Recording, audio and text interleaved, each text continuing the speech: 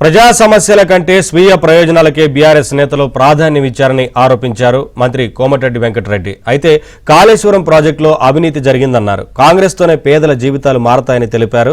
జూబ్లీహిల్స్ రహమత్ నగర్లో మంత్రి కోమటిరెడ్డి వెంకటరెడ్డి ఎన్నికల ప్రచారం నిర్వహించారు. నవీన్ యాదవ్ను భారీ మెజారిటీతో గెలిపించాలని కోరారు.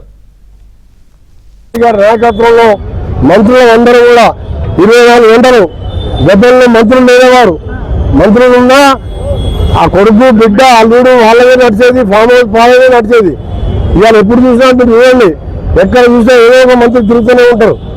ఇవాళ మీరు అందుకనే ప్రజలకు చెప్తున్నాం, జూబ్లీహిల్స్లో ఒక జూబ్లీహిల్స్లో 45,000 కార్డులు ఇచ్చినామంటే 10,000 రేషన్ కార్డు ఇవ్వకపోతే ఆ పేదవాడు కూలీనాలు చేసుకునేవాడు 4 పిల్లలు ఉంటే ఏడికెళ్ళి తీసుకొచ్చి అన్నం పెట్టాలి.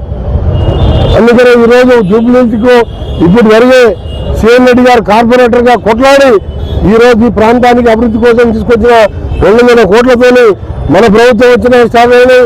అంతమంది వారు కార్పొరేటర్గా తెచ్చుకునే గతం పోవడం, ఇంకా అదనంగా మిగిలిపోయిన డ్రైనేజ్ వ్యవస్థని, ప్రతి ఇంటికి నీళ్ళు వచ్చే విధంగా మంచినీటి వ్యవస్థని, దానికి తోడు 70 గజాల లోపున్న వారికి ఇందిరమ్మ ఇల్లు 3,000 ఇళ్ళు మా నవీన్ ఎమ్మెల్యేగా ఆల్రెడీ గెలిచినట్టు లెక్క నా ఉద్దేశంలో.